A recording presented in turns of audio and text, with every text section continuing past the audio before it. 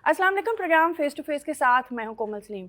नाज़रीन, मौजूदा हुकूमत ने एक कामयाब और मतवाज़न बजट पेश करके आवाम को रिलीफ देने की हर मुमकिन कोशिश की है। बजट तजवीज़ में डॉक्यूमेंटेड इकॉनमी पे डिजिटल इकॉनमी को फ़रोग देने के लिए और तरसीलात ज़र में इजाफे की भी बात की है। बजट तजवीज़ की मंजूरी के बाद पाकिस्तान की इकॉनमी को किस हद तक फ़ायदा होगा, इस हवाले से हम बात करेंगे अपने आज के प्रोग्राम में। मेरे साथ पैनलिस्ट मेरे मौजूद हैं, सीनियर सहाफ़ी सलमान गनी साहब और उनके साथ हैं Zaki Ejaz, vice president FPCCI। अस्सलाम वालेकुम। जी वालेकुम सलाम। सलमान साहब, प्रोग्राम की शुरुआत आपसे करते हैं। ऑपरेशन बुनियानुल मरसूस के बाद, कामयाबी के बाद हुकूमत के सामने जो एक बड़ा चैलेंज था वो इकॉनमी और माशी सूरत हाल का भी था। अब जो बजट तजवीज़ पेश की गई है, आप क्या समझते हैं कि अवाम को किस हद तक इससे रिलीफ मिलेगा? बिस्मिल्लाहिर्रहमानिर्रहीम। देखें, इसमें तो कोई दो राय नहीं कि एक मुश्किल सूरत हाल के अंदर ये बजट का मरला था और बजट का ये मरला और बजट की आने वाली तजावीज़ जो हैं वो हुकूमत के एतमाद का मज़र है, इसलिए कि इस वक्त हुकूमत पर कोई दिवालियापन की तलवार नहीं लटक रही थी जी। कोई अपोजिशन का बड़ा दबाव मौजूद नहीं था। इस सूरत हाल के अंदर जो बजट आया है उसे हकीकत पसंद करार दिया जा सकता है। मैं समझता हूँ कि जब जो लोग बजट पे तनकीद करते हैं, पाकिस्तान के आज के प्राइम मिनिस्टर जो हैं शहबाज शरीफ साहब, वो हमेशा बड़ा रियलिस्टिक व्यू लेते हैं। आपको पता है कि जिस कैबिनेट इजलास में बजट की अप्रूवल दी गई है उसमें ख़ुद पाकिस्तान के प्राइम मिनिस्टर शहबाज शरीफ साहब ने ये कहा कि अगर तनख्वाहदार तबका 400 अरब का टैक्स दे सकता है तो पाकिस्तान की अशराफिया और मैं इसमें क्या कंट्रीब्यूट कर रहे हैं। मेरा ख्याल ये एक बड़ी चार्ज शीट है पाकिस्तान की अशराफिया के हवाले से। और ये वो प्राइम मिनिस्टर हैं जो मुसलसल कहते आ रहे थे कि तनख्वाहदार तबके पे लोड नहीं पड़ना चाहिए। जहाँ तक कि इसके पॉजिटिव निकात की बात है तो देखें, बजट आने से पहले ये तासर था कि शायद सरकारी मुलाजमीन की तनख्वाह में 6% इजाफा होगा, और अगर आपको याद हो उस रोज़ पहले 6% का इजाफा ही हुआ, लेकिन बाद प्राइम मिनिस्टर साहब ने उसको 10% पे किया। और इसके साथ साथ जो असल चीज़ है वो टैक्स जो है, इनकम टैक्स जो था उसमें कमी लाए हैं, और इसमें जो ज़्यादा कमी है वो जो कम जिनकी आमदन है उनको ये दी गई है, और ये आखिर तक ग्रेड 22 तक इसमें किसी न किसी हद तक कमी ज़रूर है। लेकिन एक और अहम बात, इसमें उन्होंने पेंशनर्स की पेंशन में भी 7% का इजाफा किया है। लेकिन एक मेरी रिजर्वेशन है, इसलिए कि प्राइम मिनिस्टर शहबाज शरीफ बड़े टची इंसान हैं कि आप जब पेंशनर्स की पेंशन में 7% का इजाफा कर रहे हैं तो एक तजवीज़ ये है कि इसे सिर्फ 10 तक महदूद कर दिया जाए। तो ये कैसे हो सकता है कि एक शख्स जो पेंशन का अमल था और उसकी बेवा घर के अंदर मौजूद है या उनकी अहलिया मोहतरमा मौजूद है, तो 10 साल के बाद वो कहाँ जाएंगी। मैं समझता हूँ कि हुकूमत को इस हवाले से हमदर्दाना जो है वो नज़रसानी करनी चाहिए इस तजवीज़ पे। दूसरी बात, जैसे आपने अपने इब्तदाइया में कहा है कि पाकिस्तान की मौजूदा हुकूमत और ख़ास तौर पे इनकी तरजीहात में मुआशी एक्टिविटीज़ जो हैं वो हैं कि अगर पाकिस्तान के अंदर मुआशी एक्टिविटीज़ नहीं बढ़ेंगी, तजारती सरगर्मियाँ नहीं बढ़ेंगी, तो फिर सरमायाकारी का अमल यकीनी नहीं बनेगा, और अंदरूनी और बैरूनी सरमायाकारी का अमल ही पाकिस्तान को अपने पाँव पे खड़ा करने का बायस बनेगा। कि इसे एक तरह आप मुआशी हवाले से एक मुस्बत बजट करार दे सकते हैं, लेकिन ये बजट अभी हतमी नहीं है, इसे अभी अप्रूवल हासिल होनी है, इस पर एक डिस्कशन होनी है। एक और बात मैं कहना चाहता हूँ कि वैसे तो ये रवायत है कोमल, लेकिन ये रवायत ख़त्म होनी चाहिए कि वे अपोजिशन खा कोई भी हो, क्या ये गुल को पाड़ा करना ज़रूरी होता है? क्या बजट की कॉपियाँ फाड़ के हवा में लहराना क्या इनकी संजीदगी का सबूत है? इस बजट सेशन पे करोड़ हार रुपया खर्च होता है, और ये जो बजट की कापियाँ फाड़ रहे होते हैं ना, मैं एक अपोजिशन की बात नहीं करता, ये माजी की रवायत चली आ रही है कि काश जो अपोजिशन है वो अच्छी तजावीज़ दे, वो बैठ के बताए हुकूमत की जो सिफारिशात हैं उस पर अपने तहफ़्फ़ुज़ात ज़ाहिर करे, अपनी तजावीज़ दे, और यकीनन वो नतीजा खेज़ होंगी। ये रवायत ख़त्म होनी चाहिए। और सबसे अहम बात मौजूदा सूरत हाल के अंदर, जैसे आपने ऑपरेशन बुनियानुल मरसूस का हवाला दिया है, ये एक जंग पाकिस्तान ने जीती है और यकीनन इसमें जंगी अखराजात भी शामिल हैं।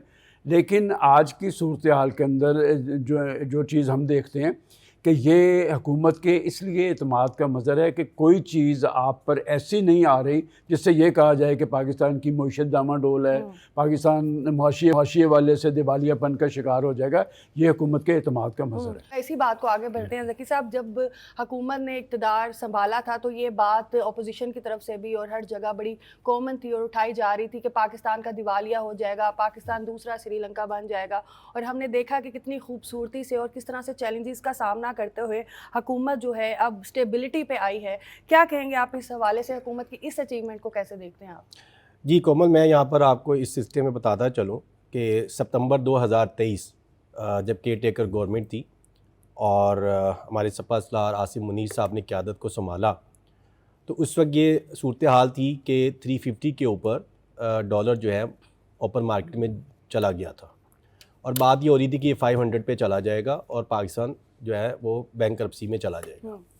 لیکن اس وقت کے جو کامرس منسٹر تھے گوہر اعجاز صاحب نے، ان کی تجویز کے اوپر جو افغانستان ٹرانزٹ کے حوالے کے تھرو جو ڈالر سمگل ہو رہا تھا، انہوں نے ان کو سجیسٹ کیا کہ اس کو روکا جائے.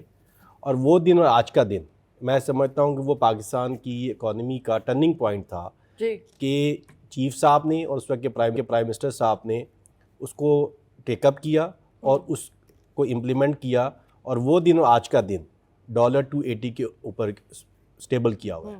تو میں سمجھتا ہوں کہ لاسٹ ایئر کی سب سے بڑی جو اچیومنٹ ہے گورنمنٹ آف پاکستان کی، سب سے بڑی یہ ہے.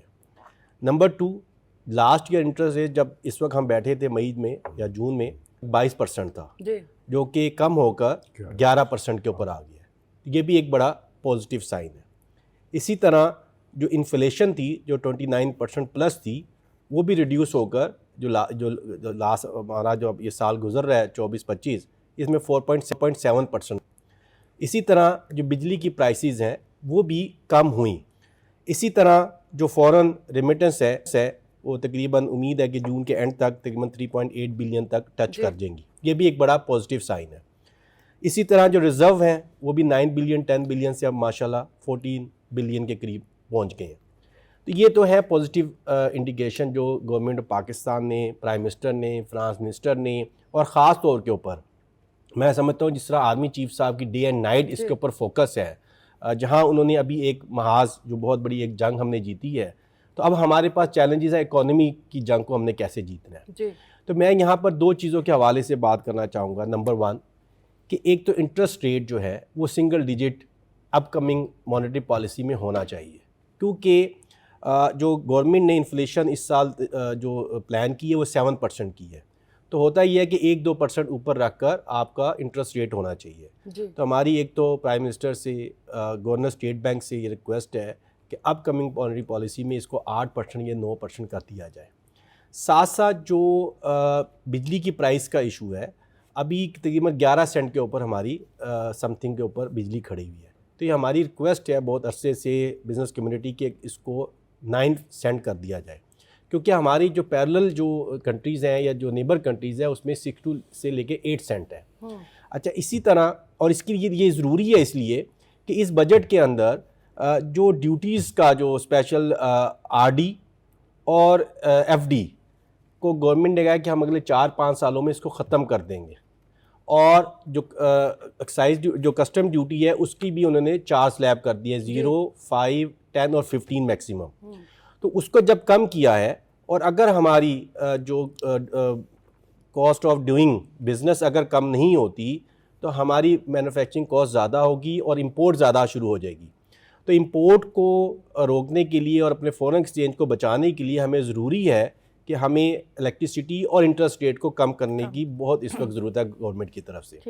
اچھا، اسی طرح جو کچھ چیزیں اس بجٹ میں کنسٹرکشن کے حوالے سے بھی پازیٹیو ہوئیں. ذکی صاحب، کیس اسلم صاحب معاشی تجزیہ کار ہمارے ساتھ موجود ہیں، ان سے ہم بات کرتے ہیں.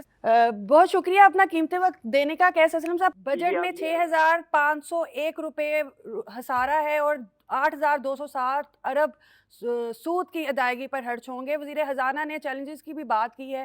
آپ کیا سمجھتے ہیں کہ موجودہ مالی سال میں چیلنجز پر کیا قابو پایا جائے گا؟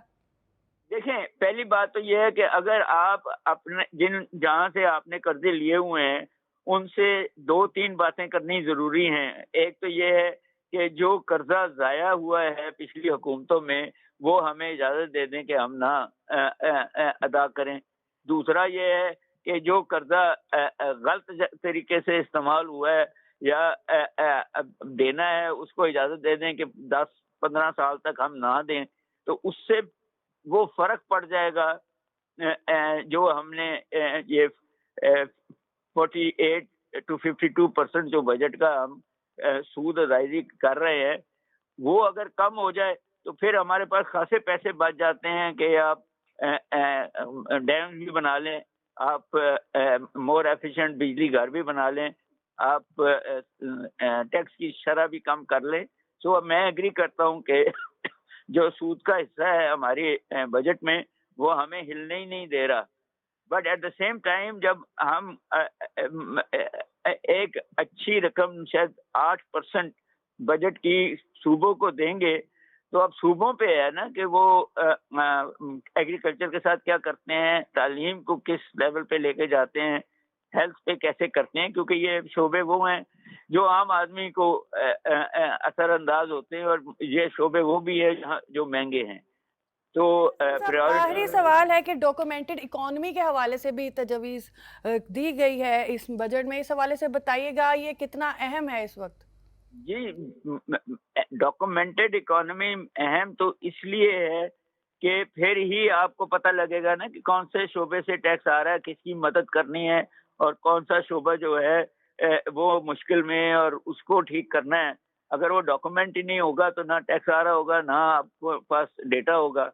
مگر جو تجویز ہیں وہ اس قسم کی پہلے بھی بہت آ چکی ہیں. اگر آپ دیکھیں کہ 50,000 روپے سے اوپر اگر کیش نکلوائے انڈاکومنٹڈ لوگ تو اس پہ ٹیکس لگے گا, تو وہ 49,000 نکال لیں گے. یہ ایک دفعہ پہلے بھی ڈار صاحب نے کیا تھا, تو اس پہ نہیں ہوگا. دوسرا اسی طرح کاریں اور یہ آپ کاروبار نہیں روکتے, آپ ٹیکس کے جو ہیں اپنے ڈیٹا کے جو آپ کے پاس اسٹرینتھ ہے اس کو یوز کر کے ٹیکس نیٹ بڑھاتے ہیں. جی بہت شکریہ قیس اسلم صاحب. سلمان غنی صاحب, دنیا بھر میں ہر ذمہ دار شہری جو ہے وہ ٹیکس ادا کرتا ہے, لیکن یہ جو نان فائلر کا کیٹیگری ہے یہ ہم پاکستان میں ہی دیکھتے ہیں. کیا کہیں گے اس حوالے سے کہ یہ نان فائلر کیٹیگری کیا ایگزسٹ ہونی چاہیے؟ دیکھیں, دنیا کے ترقی یافتہ ممالک پہ آپ نظر دوڑائیں تو ٹیکس ہر شخص دیتا ہے. پاکستان کا بڑا سیاسی المیہ یہ ہے, میں نے جو آپ کے پہلے سوال کے جواب میں کہا تھا کہ اگر پاکستان کے پرائم منسٹر خود یہ بات کہہ رہے ہیں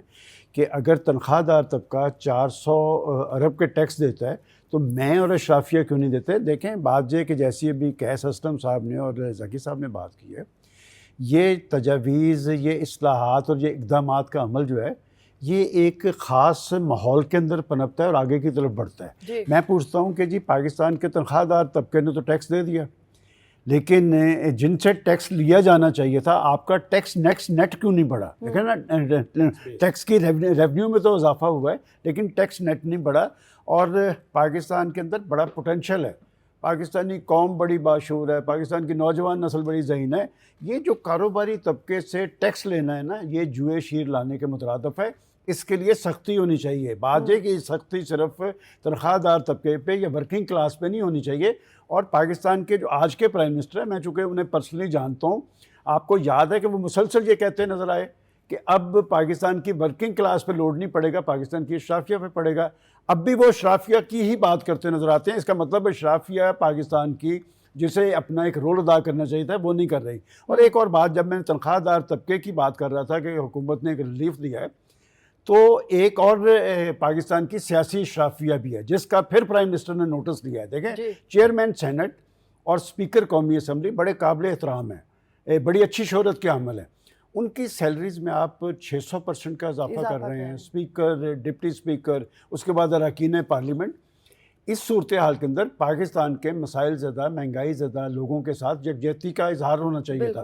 پاکستان کے پرائم منسٹر اگر خود تنخواہ نہیں, پاکستان کا وزیر خزانہ کہتا ہے کہ میں تنخواہ نہیں لے رہا, تو ان کی تنخواہوں میں اتنے 100% کا اضافہ کر کے کیا میسج دیا گیا؟ اور میں سمجھتا ہوں کہ پرائم منسٹر صاحب ابوظہبی کے وزٹ پہ تھے, وہاں سے انہوں نے نوٹس لیا ہے, اس لیے کہ ایک رد عمل تھا. یہ تضاد ختم کرنا پڑے گا. لیکن کومل, مایوسی والی بات اس لیے نہیں ہے کہ ابھی جب بات کی جا رہی تھی کہ آج سے 2-2.5 سال پہلے ہم دیوالیہ پن کی تلوار لٹک رہی تھی، معیشت ڈاواں ڈول تھی، تو پھر IMF نے آپ کو پروگرام تو دیا، آپ نے کچھ اصلاحات اور اقدامات کر کے دکھائی ہیں. میں سمجھتا ہوں کہ اصل کام جو گیند ہے وہ حکومت کی کورٹ میں ہے. اور بات یہ کہ جس طرح پاکستان کے تنخواہ دار طبقے سے خاموشی سے ٹیکس لے لیا جاتا ہے، جب تک پاکستان کا تاجر اور کاروباری طبقہ اور پاکستان کی اشرافیہ یہ اس ٹیکسیشن کے عمل میں شامل نہیں ہوں گی، ہم استحکام کی منزل پہ نہیں پہنچ پائیں گے. یہ کام پاکستان کے موجودہ پرائم منسٹر کر سکتے ہیں، اس لیے کر سکتے ہیں کہ وہ نیچے سے اوپر تک گئے ہیں. وہ آپ دیکھیں مرلہ بار وہ پاکستان کے پرائم منسٹر بنے ہیں اور وہ ہمیشہ یہ بات کرتے رہے ہیں کہ حصہ بحیثیت جسہ، کہ آپ جو ثمرات سمیٹتے ہیں اس کے عوض آپ کو پاکستان کو کچھ دینا ہے. ہمارا ایک اور بڑا المیہ یہ ہے کہ پاکستان نے ہمیں بہت کچھ دیا ہے، ہم پاکستان کو کچھ نہیں دے پاتے. پاکستان کے اندر پوٹینشل موجود ہے اور پاکستان کی معیشت کے حوالے سے جو اصلاحات اور اقدامات کا عمل تب آگے چلے گا جب ذمہ داری کا احساس ہوگا، جب ہم جتنا کما رہے ہیں اس میں سے پاکستان کی ریاست کو بھی دیں گے، تب یہ سارے مسائل حل ہوں گے. اور چاہے کاروبار چھوٹا ہو یا بڑا ہو، ناظرین کاروباری لوگوں پہ تلوار جو ان پہ لٹکانی چاہیے، کیوں نہیں دیتے؟ لیکن 1200 کا ٹیکس اگر آپ نے لگایا ہے دکانداروں کو نہیں. میں آپ کو ایک اور تلخ حقیقت بتاؤں، دکاندار کی آمدن میری آمدن سے زیادہ ہے جی، اور اگر میں لاکھوں کا ٹیکس دیتا ہوں تو وہ 1200 روپے ٹیکس دینے کے لیے تیار کیوں نہیں ہے؟ ناظرین ابھی چلتے ہیں ایک بریک کی طرف اور بریک کے بعد اپنے پروگرام کو آگے بڑھاتے ہیں.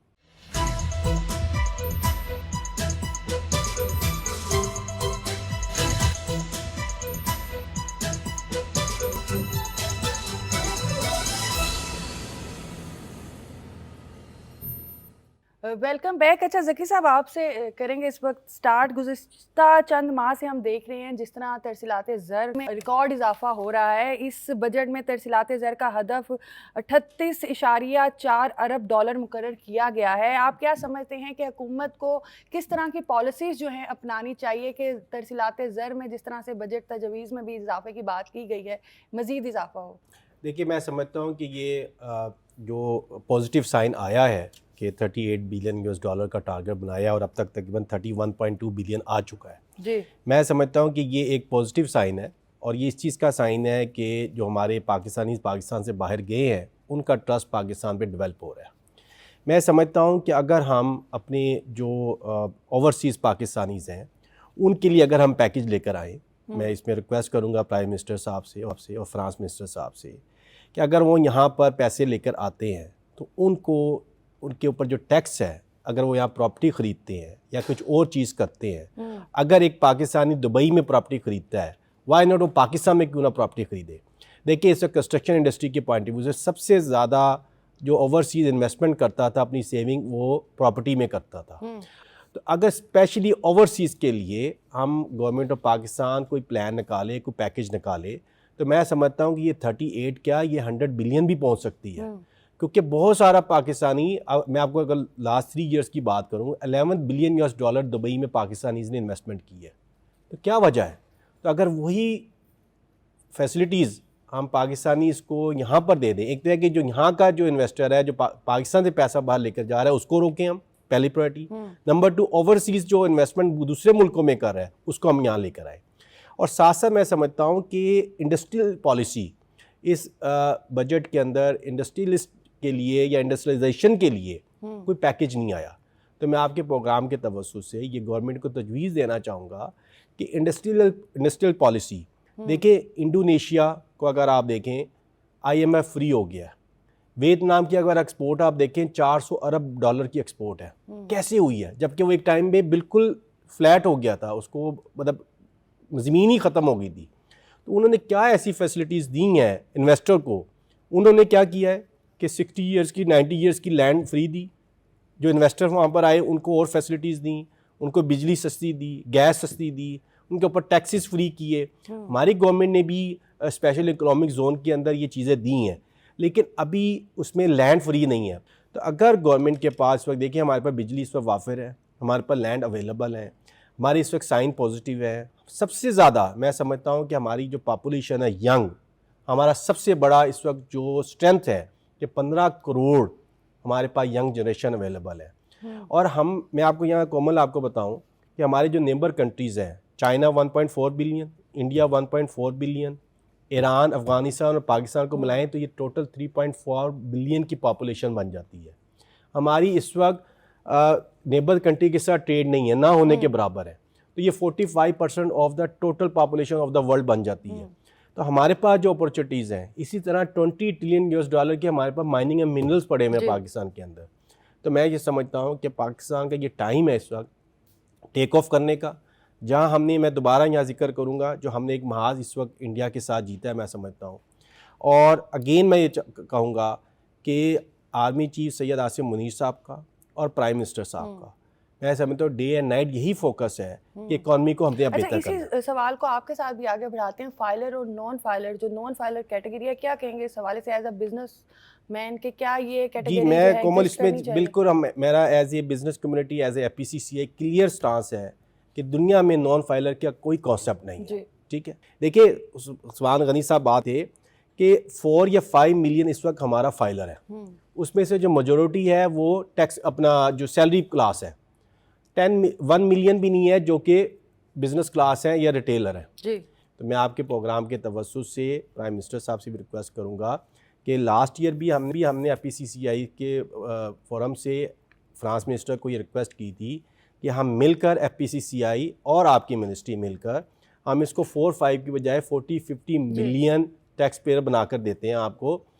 ابھی اس سال انہوں نے کہا ہے کہ ہم ایک سمپل فارم لے کر آ رہے ہیں. ہم نے لاسٹ ایئر تجویز دی تھی کہ ایک سمپل فارم لے کر آئیں. ایک عام آدمی بھی دنیا میں 1 پیجر ہے فارم ہے، کوئی بھی ایک آدمی آسانی سے اس کو فل کر سکتا ہے. تو یہ کچھ ایسی چیزیں ہیں جس میں میں سمجھتا ہوں. اور اس کے ساتھ ساتھ لاسٹ ایئر جو گورنمنٹ نے ایک جو اچھا کام کیا اور اس سال انہوں نے مزید اس کو انہانس کرنے کی بات کی ہے کہ digital production tracking. Last year انہوں نے شوگر انڈسٹری میں اس کو اپلائی کیا اور ان کو 45% زیادہ وہاں سے ٹیکس حاصل ہوا. اب اس سال انہوں نے اس کو سیمٹ، اس کے بعد فرٹیلائزر، اس کے بعد بیوریجز اور ایک ٹیکسٹائل کے اوپر بھی ٹریکنگ سسٹم لگانے کا انہوں نے تجویز کی ہے. تو میں یہ سمجھتا ہوں کہ اس سے بھی گورنمنٹ کا بہت اچھا کام کیا ہے. پلس جو انہوں نے ای فائلنگ کا کانسیپٹ شروع کیا ہے وہ بھی ایک بہت اچھا میں سمجھتا ہوں.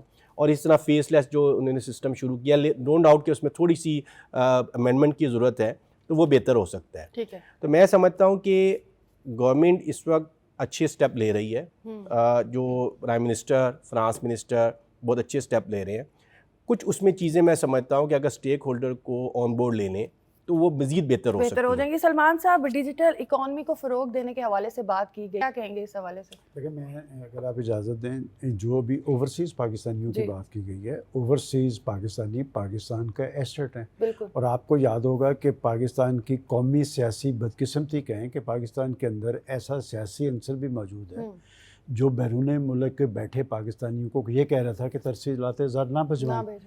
اور پھر کیا وجہ ہے کہ پاکستانیوں نے اپنا وہ سلسلہ نہ صرف برقرار رکھا بلکہ اس کو بڑھایا ہے. دیکھیں سیاست اپنی جگہ، کانفرنس ہوئی ہے جی دیکھیں کومل، سیاست اپنی جگہ پہ، لیکن جو بیرون ملک پاکستانی بیٹھا ہے وہ آپ کے میرے سے زیادہ پاکستان کے حوالے سے جذباتی ہے. اور ان کی پہلی ترجیح ان کا خاندان ہے، پاکستان ہے. اور جب ہم بیرون ملک پاکستان اوورسیز پاکستانی کی بات کرتے ہیں اور ان کو یہ کہتے ہیں کہ آپ ترسیلات زر نہ بھجوائیں، تو انہیں یہ نہیں پتہ کہ 80% جو ہمارے اوورسیز پاکستانی ہیں وہ مشرق وسطیٰ سے تعلق رکھتے ہیں. وہ سعودی عرب سے ہیں، ابوظہبی سے ہیں، قطر سے ہیں، وہاں سے ہیں. 20% ادھر ہیں. اور یہ بات آخر کوئی وجہ تو ایسی ہے کہ ترسیلات زر میں اضافہ ہوا ہے اور اس ترسیلات زر کی وجہ سے پاکستان کی معیشت کو استحکام ملا ہے. جہاں تک کہ آپ ایک اور بات، چونکہ انہوں نے انڈسٹرائزیشن کی بات کی ہے، یہ انڈسٹرائزیشن جو ہوتی ہے یہ ایک خاص ماحول کے اندر بڑھتی ہے. انہوں نے جب دنیا کا موازنہ کیا تو دنیا کے اندر کچھ پالیسیز کا تسلسل ہوتا ہے. ہمارے ہاں ہوتا یہ آیا ہے کہ ہر حکومت آ کے اپنی کچھ پالیسیز رکھتی ہے، دوسری حکومت آ کے وہ ختم کر کے اپنا سلسلہ شروع کر دیتی ہے. پہلے تو یہ بات ہے کہ پاکستان کی ترقی اور خوشحالی کے عمل کے حوالے سے جو پالیسیز ہیں اس کا تسلسل قائم رہنا چاہیے. اور میں سمجھتا ہوں کہ اب پاکستان کے اندر کچھ فیصلے ایسے ہوئے ہیں جس پہ کوئی اثر انداز نہیں ہو پائے گا. اور یہ سلسلہ جو پاکستان کے اندر ایک سیاسی انتشار اور خلفشار کا ہے وہ بہت حد تک کم ہوا ہے. جب آپ نوجوان نسل کی بات کر رہے تھے تو میں یہ سوچ رہا تھا کہ پاکستان کو ایک بڑی فتح ملی ہے. یہ 10 مئی کو ملنے والی فتح پاکستان کی بہت بڑی فتح ہے، اس لیے کہ ہمارا دشمن بڑا خونخوار ہے. اس لیے کہ وہاں پر ایک ایسی کیفیت طاری کی گئی تھی، وہ یہ سمجھ رہا تھا کہ پاکستان کو مزہ چکھا دیں گے، پاکستان پہ چڑھ دوڑیں گے. پاکستان کی فوج نے، پاکستان کی فضائیہ نے دن کی روشنی میں ان کو تارے دکھائے ہیں. اس لیے یہ جب ہم بات کرتے ہیں نا اداروں کی، اس کا مطلب ہمارے ادارے جن کے اندر ایک احتساب کا عمل ہے، ان کی ایک پیشہ ورانہ اہلیت ہے، ان کے اندر ایک جوش و جذبہ ہے، وہ قوم کے سامنے سرخرو ہوئی ہے نا. تو پاکستان کے پولیٹیشنز، اب فوج اور پاکستان کی فضائیہ قوم کے سامنے سرخرو ہوئی ہے، تو پاکستان کے اہل سیاست کو بھی ذمہ داری کا احساس کرنا چاہیے. اور پاکستان کا آج کا پرائم منسٹر اور ماضی کے پرائم منسٹر کا آپ تھوڑا سا جائزہ لیں. کوئی ایک دن ایسا نہیں جاتا تھا کہ ماضی کا پاکستان کا ایک پرائم منسٹر اپنے اپوزیشن کے بارے میں یہ نہیں کہتا تھا کہ میں ان کو دیوار سے لگا دوں گا، میں ان کو جیلوں میں بھجوا دوں گا. یہ موجودہ پرائم منسٹر میں کومل، میں اس لیے کہتا ہوں کہ میں انہیں لاہور سے جانتا ہوں. وہ ایوان صنعت و تجارت کے صدر تھے، پھر ایم پی اے بنے ہیں، پھر چیف منسٹر بنے ہیں، پھر پرائم منسٹر بنے ہیں، اور ان کو عام آدمی کا خیال ہے. دیکھیں میں کہتا ہوں کتنا بڑا ریئلسٹک انہوں نے اعتراف کیا اپنی کیبنٹ میں کہ میری اشرافیہ اور میں، ہمارا جو ٹیکس ہے عام آدمی سے کم ہے، جو تنخواہ دار طبقے سے ہم نے کم دیا ہے، ہم نے کیسے دینا ہے. ڈیجیٹل اکانومی آگے بڑھنے کے لیے بہت ضروری ہے، اس لیے کہ آپ کو پتہ ہو کہ آپ نے آگے کی طرف کیسے چلنا ہے، آپ نے پالیسی کی تشکیل کرنی ہے. تو اس طرف پاکستان کا میں سمجھتا ہوں رخ موجود ہے. پاکستان کا آنے والا وقت بہت اچھا ہے. آپ کو شاید نظر نہیں آ رہا، مجھے اس لیے لگ رہا ہے کہ کچھ پالیسیز پاکستان نے کچھ معاملات پہ یکسوئی اور سنجیدگی اختیار کی ہے. دفاعی اعتبار میں آپ یکسو تھے، قوم پیچھے کھڑی ہوئی اپنی فوج کے، آپ نے رزلٹس دے دیے. آج جب تک پاکستان معاشی طور پہ استحکام کی منزل پہ نہیں پہنچے گا، تب تک پاکستان کے مقاصد کی تکمیل نہیں ہوگی، تب تک پاکستان کے عام آدمی کی زندگی میں اطمینان نہیں آئے گا، پاکستان کے اندر استحکام نہیں آئے گا. اور یہ کام پاکستان کے پولیٹیشنز کو کرنا ہے، اور پولیٹیشنز کو بھی پاکستان کے لوگوں کا اور پاکستان کے مفادات کا سوچنا چاہیے، نہ کہ اپنے سیاسی مفادات کا. اپنے سیاسی مفادات کا سوچتے سوچتے پاکستان کی پولیٹیکل پارٹیز کمزور ہوئی ہیں. پاکستان کی پولیٹیکل پارٹیز تب مضبوط ہوں گی، پاکستان میں سیاست اور جمہوریت تب مضبوط ہوگی جب پاکستان مضبوط ہوگا، پاکستان کی اکانومی مضبوط ہوگی. اور ایک بات جو بڑی اہم کی گئی ہے کہ پاکستان کی نوجوان نسل، دیکھیں یہ ایسٹ ہے. یہ حضرت اقبال نوجوانوں کے شاعر تھے، امید اور آس کی بات کرتے تھے. اس نوجوان نسل کے اندر ایک پلاننگ کے تحت غصہ بھرا گیا. میں سمجھتا ہوں کہ پاکستان کی نوجوان نسل اس جنگ میں، یہ نوجوان نسل نے پہلی جنگ دیکھی ہے، پہلی جنگ دیکھی ہے. ان کے اندر ایک حوصلہ پیدا ہوا ہے، جذبہ پیدا ہوا ہے پاکستانیت کا. اس پاکستانیت کے جذبے کو پاکستان کے لیے بروئے کار لانا ہے، اور انہیں ٹیکنیکل ایجوکیشن دینی ہے، ان کو روزگار فراہم کرنا ہے. اور روزگار فراہم تب ہوگا جب آپ کا انڈسٹریلائزیشن کا عمل تیز ہوگا، مؤثر ہوگا اور نتیجہ خیز ہوگا. اچھا، اس کے ساتھ ایک اور سلمان صاحب آپ ہی سے سوال کرنا چاہوں گی کہ بے نظیر انکم سپورٹ پروگرام کے لیے 716 ارب روپے جو ہیں وہ مختص کیے گئے ہیں.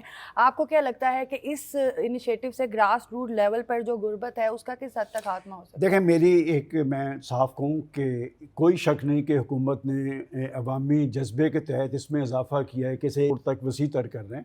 لیکن ایک جرنلسٹ کے طور پر میں سمجھتا ہوں کہ یہ اپنی جگہ پہ اس کی اہمیت ضرور ہوگی.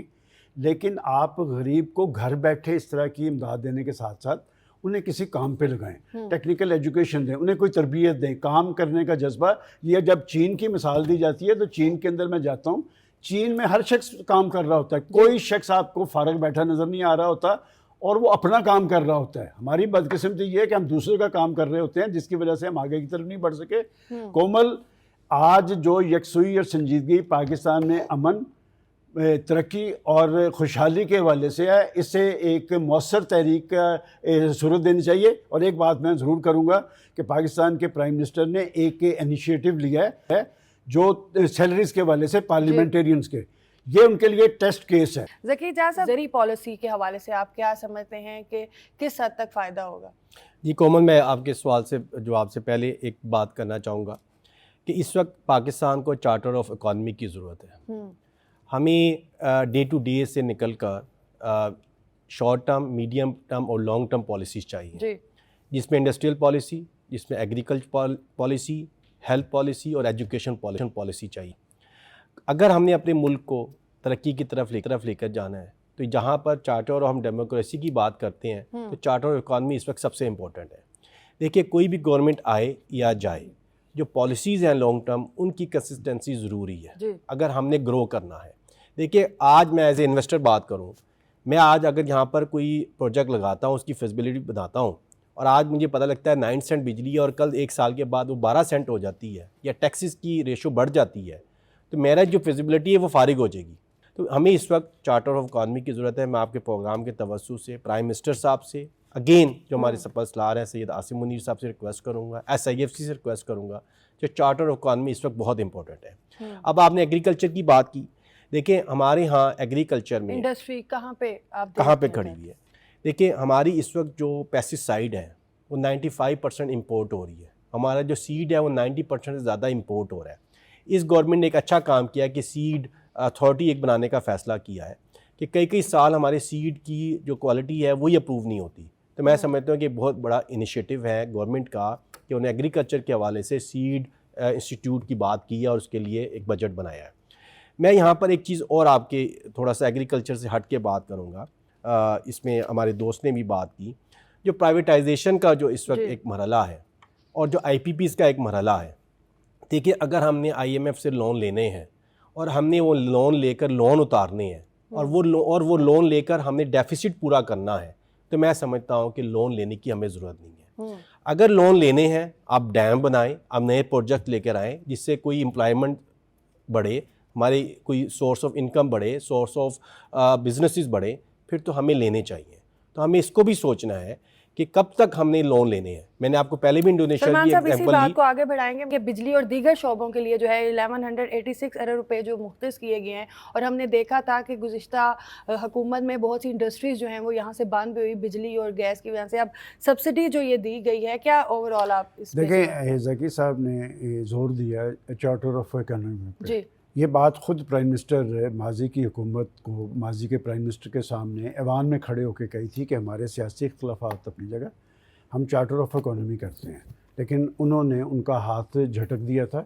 یہ صرف چارٹر آف اکانومی ہی ضروری نہیں ہے, چارٹر آف اکانومی کے لیے بھی چارٹر آف ڈیموکریسی ضروری ہے. اس لیے جب پاکستان کی سیاسی لیڈرشپ پاکستان کے اندر ایسا ماحولی طاری نہیں ہونے دے گی جس کے اندر پاکستان کی معیشت, پاکستان کی تجارت, پاکستان کا انڈسٹریلائزیشن کا عمل پھلے پھولے, تو اس کا کوئی فائدہ نہیں ہوگا. یہ بات درست ہے, چارٹر آف اکانومی بھی ہونا چاہیے, چارٹر آف ڈیموکریسی بھی ہونا چاہیے. دیکھیں جہاں تک آپ نے زراعت کی بات کی ہے, یہ پاکستان کی زرعی معیشت کی وجہ سے آپ اس خطے کی اور دنیا کی تاریخ اٹھا کے دیکھ لیں, پاکستان میں اگر کبھی قحط نہیں پڑا نا, کہ دنیا کے اندر ایسے ہوتا رہا ہے, پاکستان کے اندر کبھی قحط نہیں پڑا, تو اس کی بڑی وجہ پاکستان کی زراعت تھی. اور پاکستان کی کاشتکار جو ہے نا وہ پاکستان کی سب سے بڑی اسٹرنتھ ہے. اور بات یہ کہ زراعت کے حوالے سے میں سمجھتا ہوں کہ ہماری حکومتیں اس طرح سنجیدگی ظاہر نہیں کرتی رہیں جس طرح سنجیدگی ظاہر کرنے کی ضرورت ہے. اور یہ حکومت فیڈرل گورنمنٹ نے تو اپنا جو زراعت کے لیے اقدامات کیے ہیں, بنیادی اس میں جو صوبائی حکومتوں کا رول ہے. دیکھیں جب تک آپ زرعی شعبے کے اندر اصلاحات اور اقدامات نہیں کریں گے, اور سب سے اہم بات ہے اپنی پالیسیز کے نتیجے میں پاکستان کے کاشتکار کو مطمئن نہیں کریں گے. میں آپ کو بڑی کلیئر بات بتا رہا ہوں, اس نے اپنی بچی کی شادی بھی کرنی ہوتی ہے, اس نے اپنے بچے کو ایجوکیشن بھی دینی ہوتی ہے. پاکستان آج تک اگر سروائیو کیا ہے تو زراعت کی وجہ سے کیا ہے. میں سمجھتا ہوں کہ زراعت کو بھی اسی طرح اپنی اولین ترجیحات میں رکھنا چاہیے. زرعی معیشت مضبوط ہوگی تو پاکستان کی جو بحیثیت مجموعی معیشت ہے وہ مستحکم ہوگی, وہ مضبوط ہوگی. اور پاکستان کا حوالے سے میں نے بجلی, دیکھیں بڑے امپورٹنٹ آپ نے بات کی ہے. مجھے 2011-12 یاد آ رہا ہے کہ ہمارے ہاں 18 گھنٹے کی لوڈ شیڈنگ تھی. آپ کے پاس بجلی موجود ہے لیکن آپ کو اب سستی بجلی فراہم کرنی ہے. اور مجھے یاد پڑتا ہے کہ PTI کی حکومت نے نون لیگ پہ الزام کیا لگایا تھا کہ یہ زیادہ بجلی بنا گئے تھے. بجلی کا کوئی بحران نہیں ہے, اصل میں بجلی کی قیمتوں کا بحران ہے. بجلی کی قیمتوں کو عوام کے لیے بھی سازگار بنانا ہے, اور اگر آپ نے پاکستان کے اندر انڈسٹریلائزیشن کو مضبوط بنانا ہے تو پھر سستی بجلی فراہم کرنی ہوگی. آپ کی چمنیوں میں سے دھواں نکلے گا تو روزگار ملے گا لوگوں کو. انڈسٹریلائزیشن کا عمل بھی سستی بجلی کے ساتھ مشروط ہے. لاسٹ میں کیا میسج دینا سلمان صاحب, جو بجٹ تجویز پہ آج ہم نے پروگرام کیا ہے, ون لائنر کیا کہیں گے؟ میں یہ کہنا چاہوں گا کہ بجٹ تجاویز کو حتمی شکل دیتے ہوئے پاکستان کے عام آدمی کی زندگیوں کے اطمینان کو بھی پیش نظر رکھا جائے. پاکستان میں استحکام تبھی آئے گا جب پاکستان کے اندر سیاسی استحکام ہوگا. سیاسی استحکام معاشی استحکام کے ساتھ جڑا ہوا ہے. پاکستان کا مستقبل بڑا اچھا ہے, روشن ہے, لیکن اس کے لیے سب کو پاکستانیت سوچ کو بروئے کار لانا ہوگا. کیا کہیں گے ذکی اجاز صاحب, ون لائنر کیا بجٹ تجویز کے حوالے سے کیا میسج دینا چاہیں گے؟ جی میں کومل اس میں آپ سے یہ بات کرنا چاہوں گا, ریاست کا جو مین کام ہے وہ ہیلتھ اور تعلیم دینا ہے. تو میں یہ سمجھتا ہوں کہ جب یہ ریویژن ہو بجٹ کی تو اس میں ہیلتھ کو اور ایجوکیشن کو اس پہ فوکس کیا جائے. بہت شکریہ. جی ناظرین، جیسے سلمان غنی صاحب نے کہا کہ پاکستان میں استحکام تب آئے گا، پاکستان ترقی یافتہ تب ہوگا جب پاکستان میں سیاسی اور معاشی استحکام ہوگا. یہ بجٹ ہو یا آئندہ کسی بھی آنے والے سال کا بجٹ ہو، یہ ایک چیز کی ضرورت ہے کہ جو بھی بجٹ ہو، جو بھی فیصلے ہوں، چاہے وہ حکومت کی طرف سے ہوں، اب اپوزیشن نے اس پہ بحث کرنی ہے تو یقیناً ہم یہی چاہیں گے کہ جو عوام کے مفاد میں چیز ہو اسی پہ فیصلہ ہو، تاکہ عوام کو جو ہے وہ ریلیف ملے اور پاکستان جو ہے وہ ترقی یافتہ پاکستان کی طرف جائے. اسی کے ساتھ کومل سلیم کو دیجیے اجازت. اللہ حافظ.